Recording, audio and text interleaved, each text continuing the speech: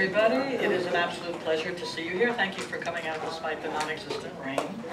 And we have a wonderful treat tonight. Professor Marsha Fazio, who's a lecturer with us at ASU in our School of Humanities, Arts and Cultural Studies, and the new College of Interdisciplinary Arts and Sciences.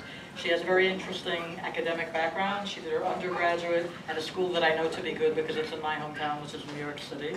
So Brooklyn College, which is part of the CUNY system, which is one of our best.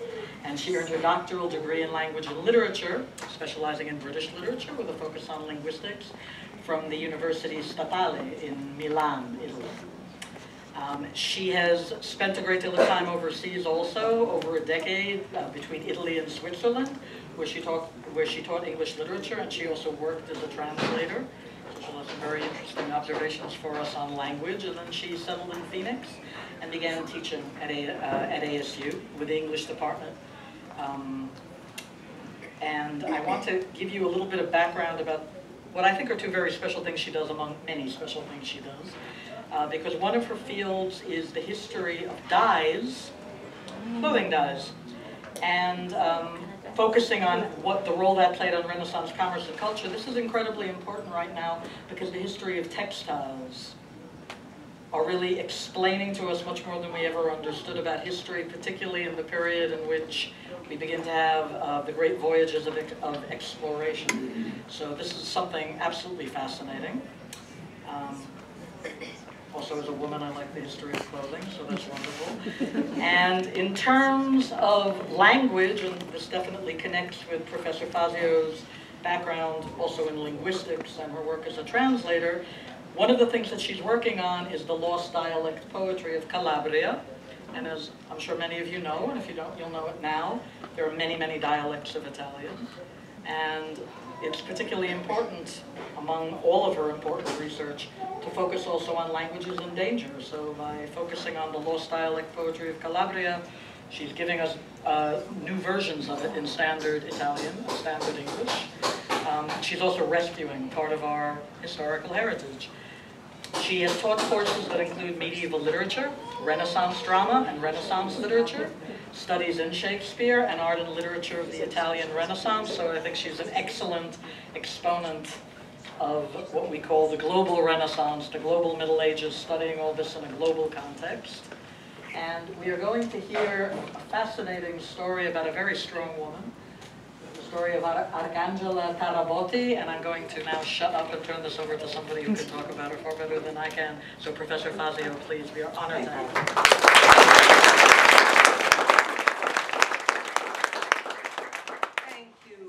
Sharona. That was a lovely introduction. Thank you so much. And I also want to thank the new college at West Campus for giving me the opportunity to research and teach very exciting courses. Welcome everybody to my talk tonight about Arcangela Tarabotti. I'm so happy to be able to share with you the story of this most remarkable woman, a brilliant and outspoken critic of the practice of forced monetization, which is coercing young girls to take the veil. Tarabotti, a 17th century Venetian nun, cloistered Venetian nun, strictly cloistered, wrote and published from behind convent walls. Arcangela Tarabotti stirred my curiosity, and she earned my esteem. Emotionally, I felt her anguish and anxiety, and I understood her outrage. And in my presentation this evening, most of my discussion will reference 3 of Tarabotti's works, one of which hasn't been translated, or it hasn't been published yet, in English. And I prefer to read all of her writings in the 17th century Venetian Italian to appreciate the full force of Tarabotti's language. So in my translations that I include some quotes tonight, I tried to keep the flavor and impact of the writer's original words. Can you hear me? Okay. Good.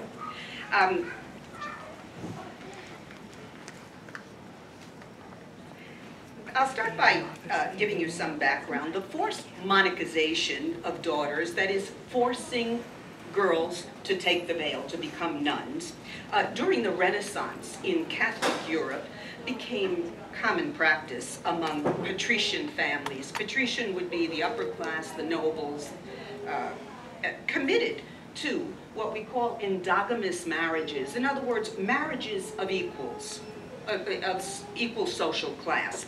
And they were constrained by the dowry system. A dowry would be the bride's portion that the family brings to the marriage.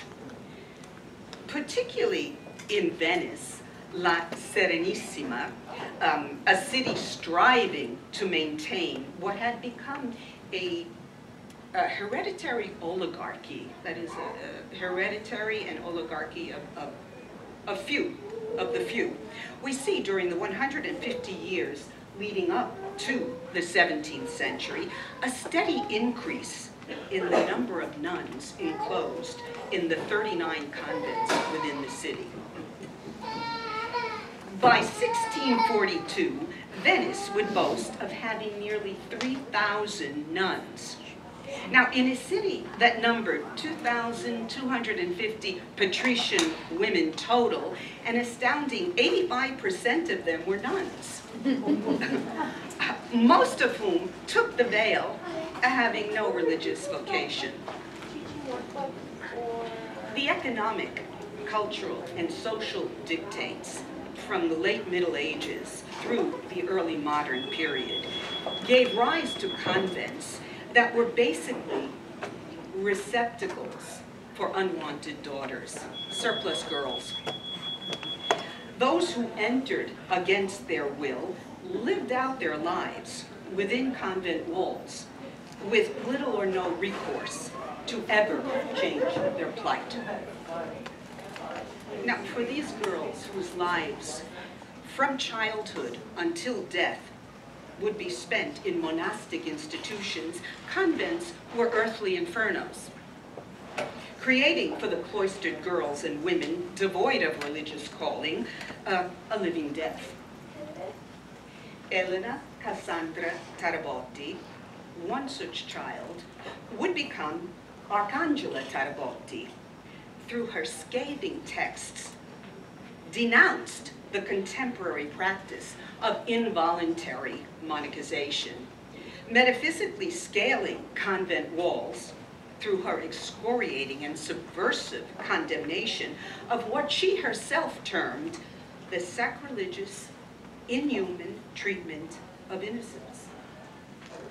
Arcangela Tarabotti decried the patriarchal powers that defined family, state, and church responsible for the practice of committing unwilling girls to a life of cloistration.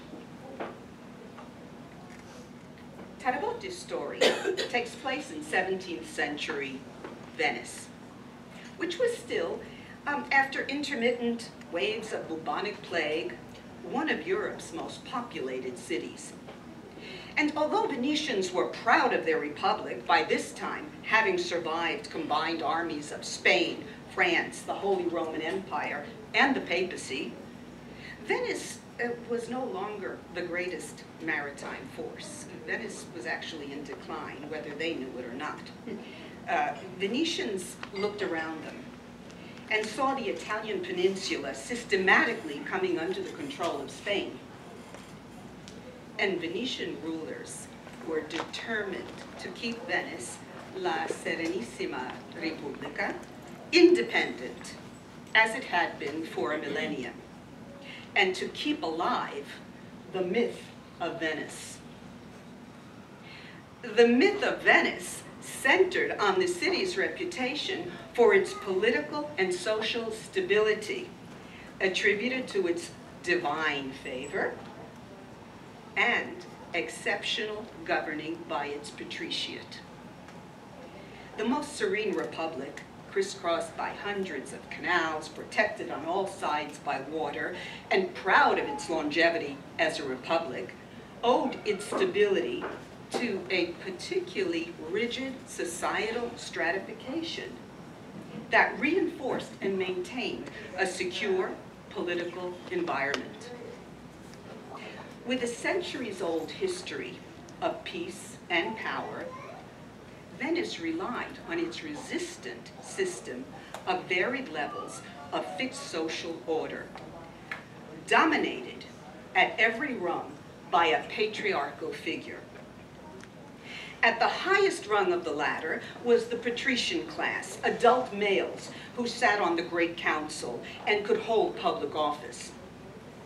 This was a hereditary caste of about 200 families and clans. Some members were very rich, others without a penny, or should we say a ducat. Okay? But all could boast of ancestors dating back to the 13th century.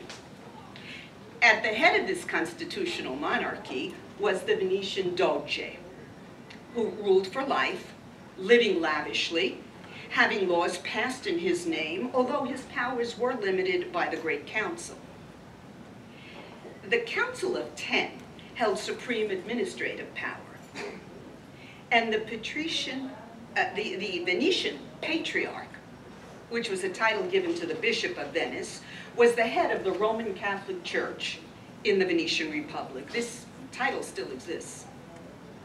The cittadini, or the citizens, were directly below the aristocracy. They were full citizens whose lineage did not go as far back as the ancestry of the patrician class. And last were the popolani, that incorporated Venetians from the very poor to well-to-do shopkeepers and artisans, having all the rights of citizenship, but having limited access to government positions. And this class typically concurred with the ruling class. Now, the Council of Ten in 1506, so we're talking about 100 years before Arcangela Tarabotti was born, passed a law requiring all male noble births be recorded in the Libro d'Oro, the Golden Book, that would ensure the propagation of the Council of Ten by keeping the patriciate pure, a consideration that was deemed essential to the peace and prosperity of Venice.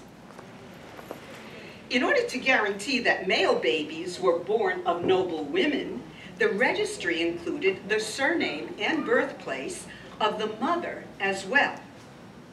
Therefore, women born of noble families were of high value to the patriciate to maintain peace, unity, and stability. Proper marriages were essential to the well-being of the state.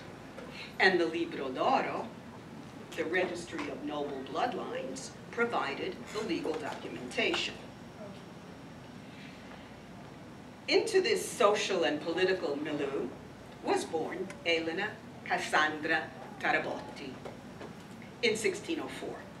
She was the fourth child and first daughter of Stefano and Maria Tarabotti, both belonging to well-to-do Venetian families.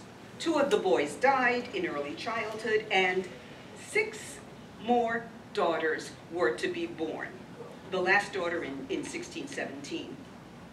The family was prevalently female, a rather sad state, especially for Elena, the oldest girl and only daughter to be put into the convent. We learn from Tarabotti's writings that she was slightly zoppa, like her father, citing her limp as reason she was deemed unmarriageable and destined for monastic life. It was common practice for families to monachanize, that is, make nuns of, the older daughters, reserving patrimony and lineage for the firstborn male, and perhaps chosen daughters, depending on the circumstances of the family. Stefano Tarabotti placed his unwilling 11-year-old daughter in the close-by Benedictine convent of Sant'Anna, which was in walking distance at the time from the Tarabotti home in the Castello neighborhood of Venice.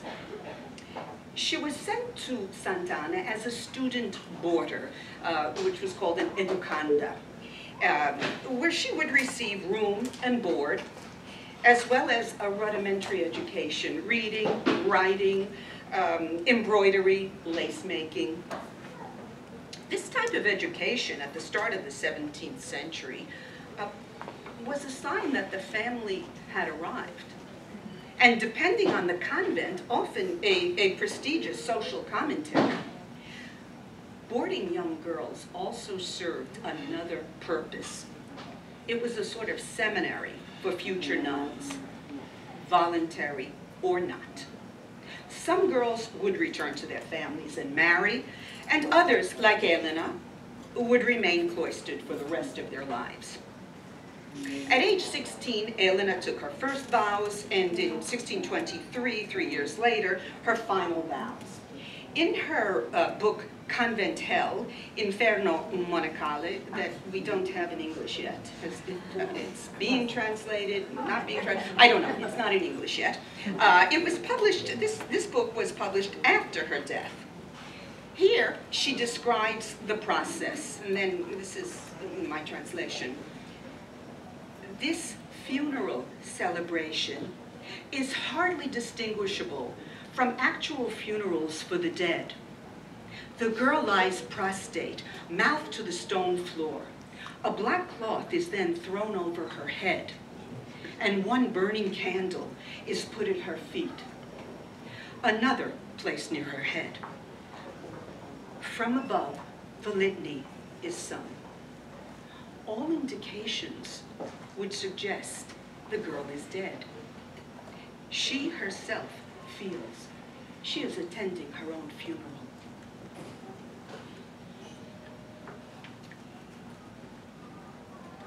Now,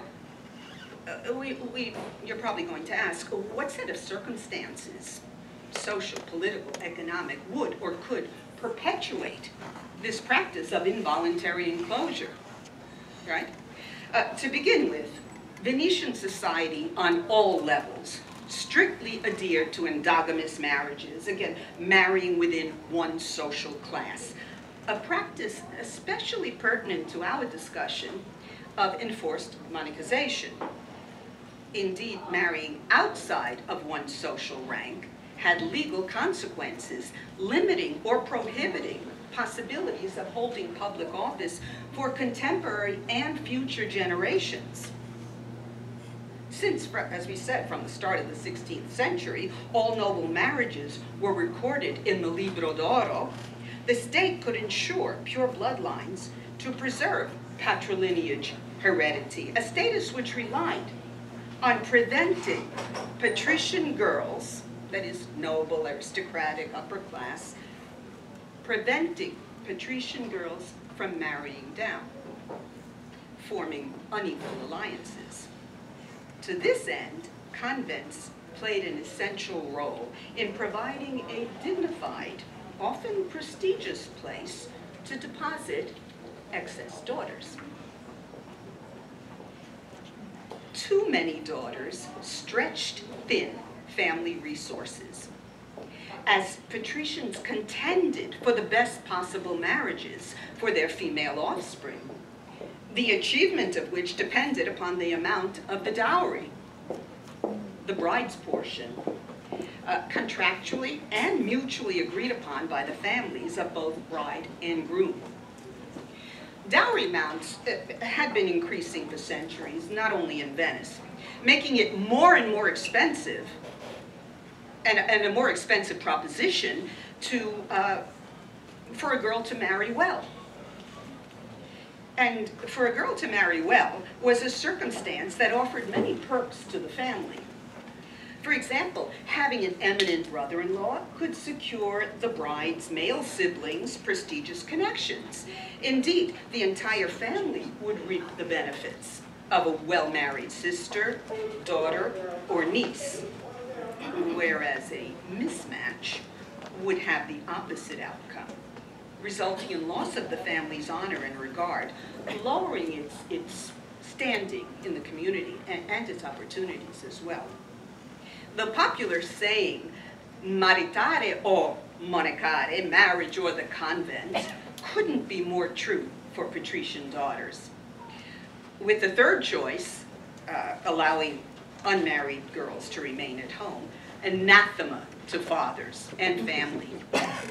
Keeping at home unmarried daughters after the age of puberty with no prospects for an equally matched marriage presented social problems which were to be avoided at all costs. With so much at stake, daughters' desires were of little consequence, to the point of cloistering them at a lesser price, which we call the spiritual dowry, than required for the actual marriage dowry. Now, the reality of these escalating dowries did corner patrician families constricted by equal marriage matches into a position leaving them with no choice but to cloister their offspring. Exacerbating the situation was social acceptance, often encouragement, of bachelorhood, resulting in a restricted pool of eligible husbands. So with limited or no prospects to find equal or better earthly mates for all daughters, fathers turned to the convents to secure an acceptable alternative. But be that as it may, let us keep in mind that the dowry system, a practice dating back to antiquity, was culturally determined and socially constructed and sustained. That is, how fathers and families managed their expenses was subjective. There were no laws requiring dowries. However, the Venetian aristocracy and upper classes, entrenched for centuries within the dowry system and committed to endogamous marriages, continued to offer higher and higher prices to have their daughters marry equals or better, in spite of ecclesiastic and state authorities who, in fear of impoverishing the very nobles that control the state and nurture its independence and stability, attempted in vain to cap the dowry. Nobles, however, continued to compete, upping the ante, resulting in excessive rates for the marriage portion. Status, greed, hypocrisy. Tarabotti alludes to lascivious lives fathers often lived. Self-interest arguably informed the father's choice to compel unwilling daughters to become professed religious. Complicit in thought and action, family, church, and state upheld the necessity of convents as warehouses for daughters, placing the greater good as they saw it, the stability of the state, above the will of young females. In a society that frowned on change, frowned on social change, rigid in its class hierarchy, family, church, and state, cognizant of the suffering inflicted on innocents, had too much to lose to allow the treatment of girls to override considerations of patrimony, power, and permanence. Arcangela Tarabotti reveals no secrets when she claims it was common knowledge in Venice that most of the noble and patrician girls, except perhaps the last-born female, were systematically disposed of to the convent by their families, their fathers mainly, in order to preserve the family patrimony, especially for the firstborn male. The social necessity of confining surplus girls trumped any moral or religious argument. In fact, we have, and I put it on the screen here, a letter from the Venetian patriarch. Remember, the patriarch was the bishop of the Venetian Republic, Giovanni Tiepolo. He was patriarch from 1619 to 1631. And in this letter, this is a portion of the letter, which shows his awareness and understanding of the practice of forced monicization. And it acknowledges how this system sacrifices women. Si sono confinati fra quelle mura non per spirito di devozione, ma per impulso del loro, facendo della propria libertà. And he goes on in this letter, written to the Doge and the Venetian Senate. Tiepolo acknowledges that these girls are made to take the veil not by their own accord, that they're deprived of their liberty, which is a gift of God. He calls their living quarters tiny little ovens of cells in which their lives are cooked, passing time in tears and sighs. Nonetheless, Patriarch Tiepolo goes on to defend the practice. Se 2000 più nobili che in questa città vivono rinserati nei monasteri, but what would happen to 2,000 noble girls if they were not in convents? What confusion, what harm, what disorder, how dangerous. Those scandals and terrible consequences we would see for the families, for the city, how it would result in indecency and disturb the public peace.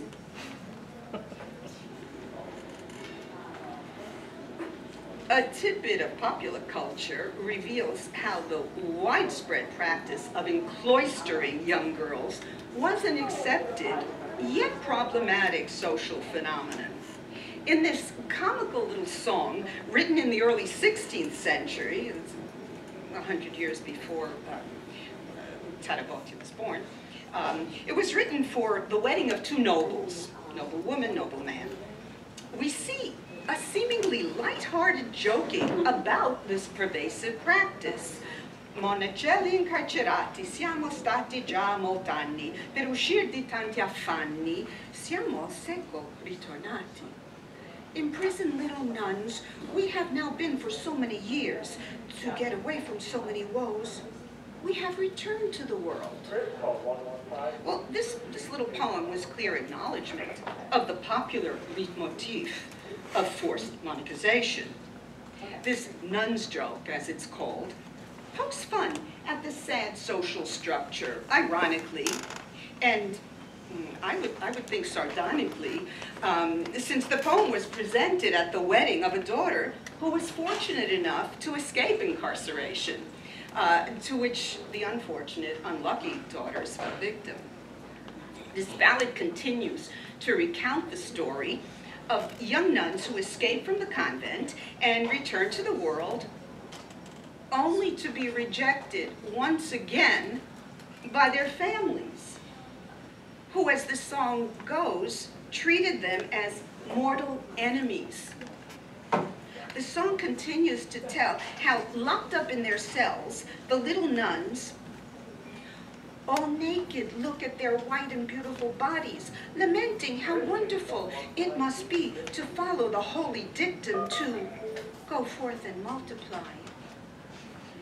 The lyrical ballad ends with the escaped nuns professing their commitment to be strong, to take on the filthiest of work rather than return to the convent.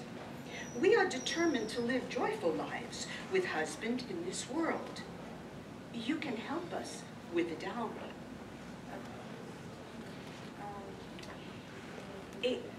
Tarabotti writes, how can you inflict such torture on your own flesh and blood? In this apostrophe to fathers, she focuses on the patriarch of the family, who possessed legal power over his wife and children, originating from the Roman law, patria potestas. But although the family patriarch wielded the power to banish his daughters to the convent, he had help and collaboration, without which the practice of forced monicization couldn't thrive. Through verbal persuasion, rather than physical violence, the Venetian father, along with his collaborators, employed perfidious arguments to convince the little girl, as Tarabotti terms it, to close herself in a cage. Tarabotti begins her argument against religious superiors, fearing her pen is flying too boldly, citing them, these religious superiors, as accomplices to the very deeds of the fathers. From her Inferno, or convent hell, the elderly nuns, who in turn had been tricked and deceived by their own family, now get their revenge. Noting that the convents are run by prioresses and abbesses who, although dressed in nuns' habits, were not called by the Holy Spirit, but instead forced into the convent themselves. By the time Arcangela had taken her vows, there had existed for over half a century church mandates prohibiting forced monetization and requiring that all female professans be interrogated by church elders to certify that they were taking vows voluntarily and that they understood the commitment. These decrees were difficult to institute, even though it was forbidden, for example, for anyone to force a woman into a convent or deny a woman the right to enter. The subtleties inherent in coerced monetization of young girls could expediently be ignored, as would another edict denying eligibility to women with chronic sicknesses, mental infirmities, or physical handicaps. Again, in Inferno Monicale, Convent Hell, Tarabotti decries the practice of offering to Christ not their most beautiful and virtuous daughters, but instead the most repulsive and deformed, lame, hunchback, crippled, or simple-minded, blaming these creatures for the defects they were born with, and therefore relegating them to a lifelong prison. The circumspect and insidious machination employed by families to coerce unwitting children to live in clausura were difficult to detect and to regulate, especially with the cooperation and collaboration of convents and professed nuns. Tarabotti describes how the trickery begins with the father of the family. His decision churns the wheels of the ensuing chicanery. Once the decision is taken to cloister the child, a series of sweet persuasions is put into motion, as Tarabotti points out, to knowingly deceive the girls. The young girls are tricked and betrayed before they are of age to decide for themselves what kind of life is best for them. Their parents send them to the convent before they are even aware that they are to be imprisoned. Oh, what a betrayal. Tarabotti reveals just how far the elderly nuns, often in collaboration with the girls' cloistered aunts, would go to dupe the little girls. They would hang sugared almonds and candied fruits on the trees of the convent courtyard to create a terrestrial paradise and con the little children into believing that there was wonderful magic in the nunnery gardens. She states, the old aunts tell such fabulous stories to their little nieces that even the most famous and gifted poets could not rival their art of persuasion to convince the girls to take the veil. Beginning with both mother and father ostensibly agreeing on which girl would live in the light of the world and which other would be miserably enclosed, the stealthy coercion begins. Arcangela bitterly asks, with what heart do you think that one girl child sees the other sister destined to be physically married and to revel in the delights and triumphs in the midst of luxury and grandeur? Tarabotti continues to present an emotional account of this hypothetical secular life of the, so to speak, lucky sister, pointing out the rough and ugly garments the unfortunate sister must wear, not even being allowed to keep her God-given natural hair. Passionately outraged, Tarabotti, our discarded daughter, asks, how can it be that 4 or 5 little girls, all from the same seed, birthed from the same womb, are given such different treatment? The collusion, however, was not limited to the cooperation of family members and conspiring nuns. The benefit of the state, ragion di Stato, the ultimate good for Venice, resided in maintaining a pure ruling class, an oligarchy that had sustained Venice and sustained its independence for over 1,000 years.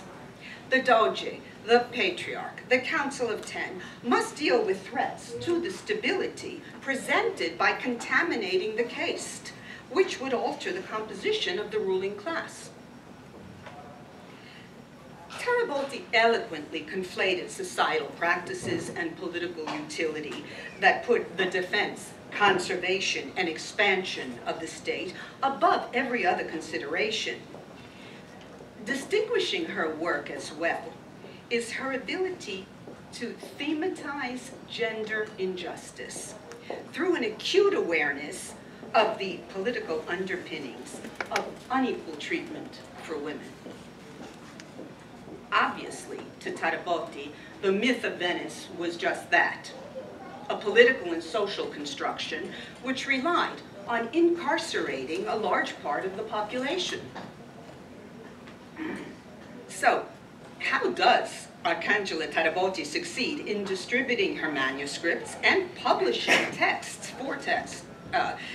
during her lifetime that denounced the powers that be, all from within the walls of Sant'Anna Convent? And to answer this question, we want to remember that Venetian convents were filled with patrician, upper-class, noble girls and women. Noble families could boast of boarding their daughters in one of the many female religious houses, noted for their aristocratic occupants.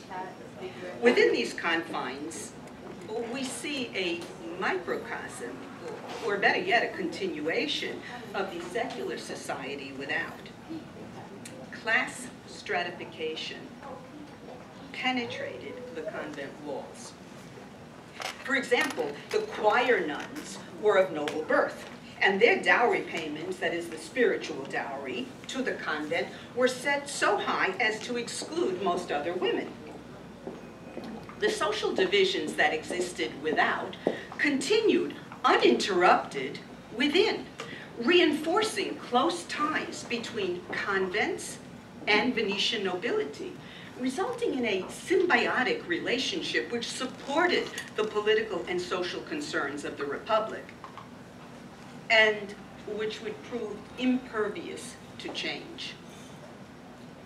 So much so that Venetian convents had not abided by all of the mandates included in the reforms of the Council of Trent. This council was held in response to the Protestant Reformation and significant changes in the confessional map of Europe. The reforms and dictates of this council are referred to as the Catholic Reformation or the Counter-Reformation. Now, particularly in Venice, noted for its liberal treatment of nuns and having acquired a reputation for scandal, ecclesiastical and state authorities instigated rigid surveillance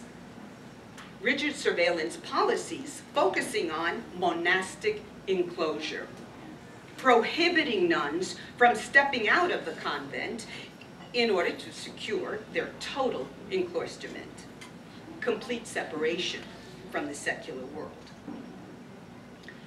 such structural modifications to the convent as barring windows and making them smaller, installing doors that locked from the outside, as well as raising the heights of the peripheral walls, would keep the nuns inside.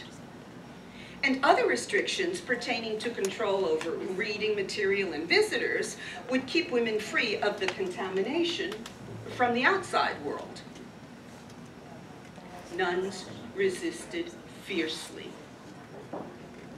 Only gradually did some of the reforms take hold in a pervasive atmosphere of tension between enclosure and more open convents.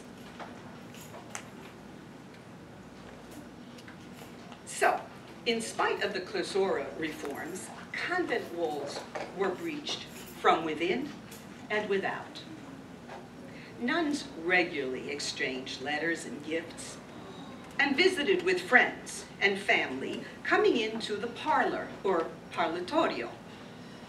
From behind the grills separating the parlatorio from the other parts of the convent, the nuns would observe events taking place in this reception room, and they would speak with visitors who often introduced the enclosed women to friends and acquaintances.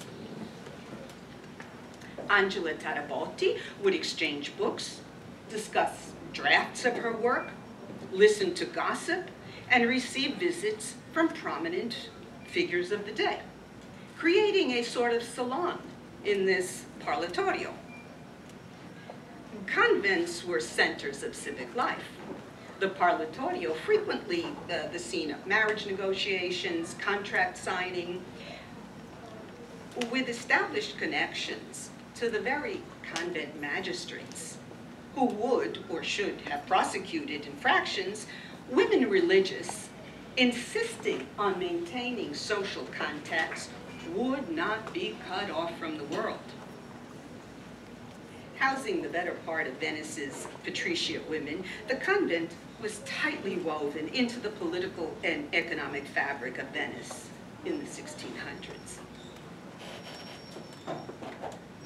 Considering Arcangela Tarabotti's life and letters was lived within the strict enclosure of the convent of Sant'Anna in Venice, we marvel at the perspicacity and intrepid resolve of this woman who, predominantly through her epistological, that is, her letter-writing relationships, succeeded in establishing a far-flung network of correspondence and in gaining support of the most powerful literary, political, and religious figures of the day. Testimony to porous walls and powerful friends, Tarabotti's connections to influential Venetian figures protected and permitted her to operate in defiance of the current tight restrictions on convents. Arguably, it was Arcangela Tarabotti's ties to such luminaries as Giovan Francesco Loredan that held sway over the religious superiors who seemed to turn a blind eye as the literary nun proceeded to transgress the divide between public secular life and private cloistered life. Certainly Loredan, a young patrician, descended from a line of noble Loredans, doges of Venice, played a prominent role in Tarabotti's literary life. He was founder of the Accademia degli Incogniti, which was a quasi-secret intellectual and literary circle of very powerful men. Loredan reigned over Venetian literary production from 1630 to 1640. He published anti-clerical and provocative works, often anonymously. And most likely, it was Arcangela's brother-in-law, the influential husband of her youngest sister, that introduced the nun to Loredan and other prominent figures of the day. Through her persistent and arduous networking, Arcangela Tarabotti, at the time of her death in 1652, had published 4 texts, from which we learn of her deep desire to become known and respected as an intellectual and a writer.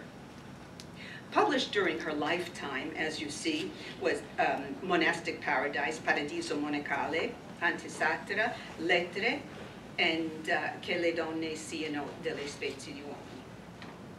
Her posthumous publications, published 2 years after her death, were her most polemic works, and that's why they weren't published during her lifetime.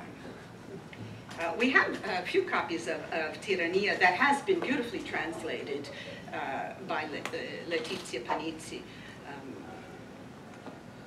These two polemic works were published, as I said, after her death, but they were actually the first written.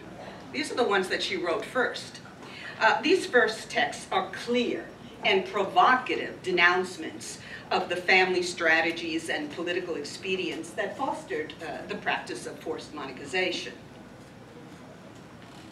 Obviously meeting with no success in her attempts to publish these two iconoclastic works, Tarabotti writes Paradiso Monacale, that is, convent paradise, a less polemic text now considered to have been written to achieve her goal of publication. In this tome, Tarabotti shows deference for the convent as a paradise for those women with true religious calling. She emphasizes it was not a paradise for those without the calling.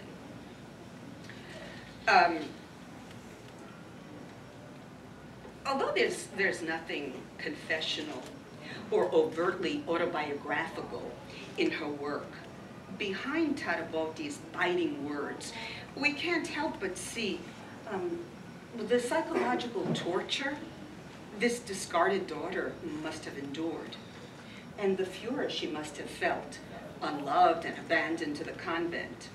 Her mordant metaphors, dispatched zealously, attest to underlying outrage.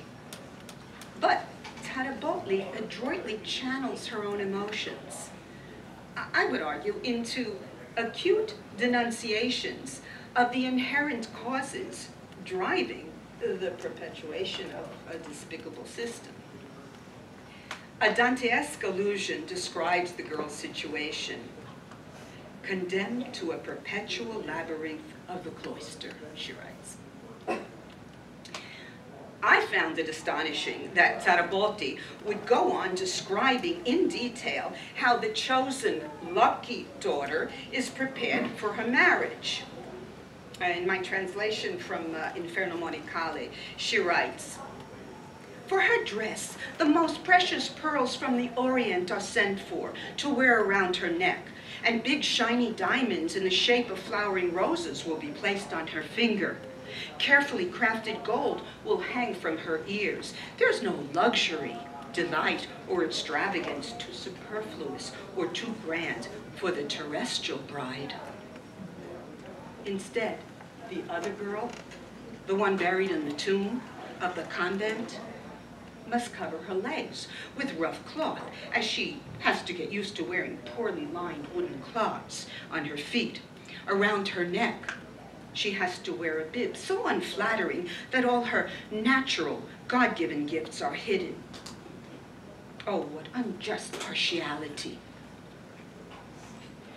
Arcangela fought back with her unchaste words and succeeded in turning her soul-wrenching, heartbreaking abandonment and confinement into a self-realization, fulfilling what had become her real vocation.